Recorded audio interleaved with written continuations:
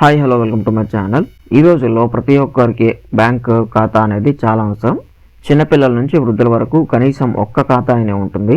Bank ఖాతా ఒక్కటే తెరవాలని అయితే ఏమీ లేదు, కాబట్టి ఒకటి లేదా అంతకన్నా ఎక్కువ ఖాతాలు అయితే తెరవడానికి అవకాశం కూడా ఉంది.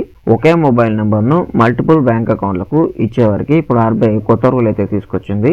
అందులో ఒకటి సేవింగ్స్ అకౌంట్ అని, ఒకటి లోన్ అకౌంట్ అని, ఒకటి శాలరీ అకౌంట్ అని, ఇలా చాలా అకౌంట్లు అయితే తీసుకొని ఒకే మొబైల్ నెంబర్ను అటాచ్ చేసి ఉన్న వారికి ఇప్పుడు ఆర్బీఐ కొత్త రూల్ను అయితే తీసుకొచ్చింది. ఆ రూల్ గురించి ఇప్పుడు మనం ఈ వీడియోలో అయితే తెలుసుకుందాం. మీరు కనుక నా ఛానల్కి కొత్తగా వచ్చినట్లయితే వెంటనే లైక్ చేయండి, అలాగే మన ఛానల్ని సబ్స్క్రైబ్ చేసుకోవడం మాత్రం మర్చిపోకండి. వివరాల్లోకి వెళ్తే, ప్రజల సొమ్ముకు భద్రత కల్పించేందుకు ఆర్బీఐ కూడా బ్యాంకుల కోసం కఠిన చర్యలను అయితే అమలు చేస్తోంది.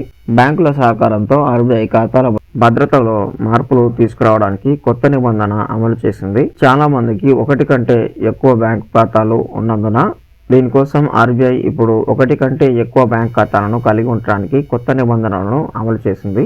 మనం బ్యాంక్ ఖాతాలను ఆధార్ కార్డ్ మరియు మొబైల్ నంబర్కి లింక్ చేస్తూ ఉంటాము. ఇప్పుడు మొబైల్ నంబర్ను నమోదు చేస్తున్నప్పుడు అన్ని బ్యాంక్ ఖాతాలకు ఒకే ఫోన్ నంబర్ ఇవ్వబడుతుంది, కాబట్టి ఇకపై అలా ఇది ఇవ్వడం కుదరదు. బ్యాంక్ ఖాతాను తెరిచేటప్పుడు కేవైసీ ఫారంను పూర్తి చేయాల్సి ఉంటుంది. దీనికోసం ఆర్బీఐ కేవైసీ ప్రమాణాలు, నియమాలు మార్చవచ్చు. ఒకటి కంటే ఎక్కువ బ్యాంక్ ఖాతాలను ఒకే ఫోన్ నెంబర్కు లింక్ చేసే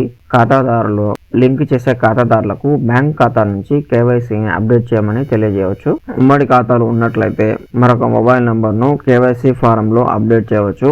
బ్యాంక్ ఖాతా తెరవడానికి కేవైసీ చాలా అవసరం. ఒక వ్యక్తి బ్యాంక్ ఖాతాను తెరిచేటప్పుడు అందించిన సమాచారం సరైనదేనని ధృవీకరించడానికి కేవైసీ చాలా అవసరం. అందువల్ల కొత్త ఖాతాలను తెరిచే సమయంలో కేవైసీ సమాచారం అవసరమని బ్యాంకులు వినియోగదారులకు తెలుపుతూ ఉన్నాయి. కేవైసీ చేస్తేనే మొబైల్ నంబర్ అనేది యాక్టివ్ లోకి వస్తుంది. సో ఇది ఫ్రెండ్స్, ఈరోజు వీడియో మీకు నచ్చినట్లయితే లైక్ చేయండి, అలాగే మన ఛానల్కి సబ్స్క్రైబ్ అవ్వడం మాత్రం మర్చిపోకండి.